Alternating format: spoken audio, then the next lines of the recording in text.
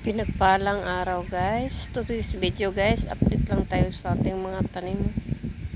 Sa sobrang init ng panahon dito sa amin, tuyo na ang dahon sa aming sitaw. At nangadaldag na rin ang mga dahon ng mga malunggay. So sobrang ng init ng panahon. Bali, 2 buwan na walang ulan dito sa amin, kaya yun, nahihirapan talaga ang mga tanim. Yan, oh, going to die na ang aming mga gulay sa sobrang init ng lupa. Pag inaapakan mo, parang nakaapak ka ng apoy. Sobrang init,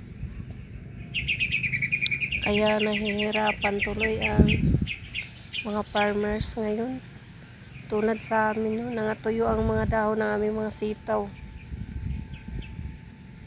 Kasi ang puno ng mga tanim ay ang lupa na nandyan ay sobrang init. Parang may mga baga na ng apoy. Pag inaapakan mo, sobrang init na ang lupa na naapakan mo, kaya hindi kinakaya ng mga tanim. Pati sili dito sa amin, natuyo na din ang dahon sa sobrang init. Grabe ang epekto ng init ngayon dito sa amin. Nahihirapan talaga kami. Wala nang mapagpuna ng income kasi tuyo lahat ang mga tanim.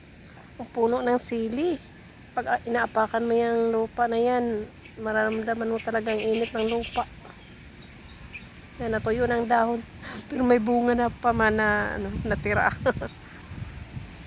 Kaya pa niyang suportaran ang kinilaw. Hirap talaga ito sa amin guys. Wala nang napag-inkaman dahil sa sobra ng init. Nahihirapan talaga ang mga farmers. Sobrang init ng panahon. Umaga pa lang maramdaman mo muna na nasa mga 38 degrees Celsius ang init ng panahon. Pati bayabas namin guys, so going to die na, nangatuyo na ang mga dahon. Dahan-dahan na nangatuyo ang mga dahon nila. Grabe. Kaya pag lumalabas kayo ng bahay, wag na kalimutang magdala ng tubig. Baka mapaano pa tayo sa labas sa sobrang init ng panahon. Malunggay, wala nang dahon. Talaga natuyo na sa sobrang init ng panahon. Pati tanglad, wala na, hindi na kinaya ng mga tanglad ang mga pangyayari. Talaga natuyo na ang mga puno nila, wala na. Ayan, no, natuyo na ang mga puno ng tanglad. Yun lang guys, thank you for watching.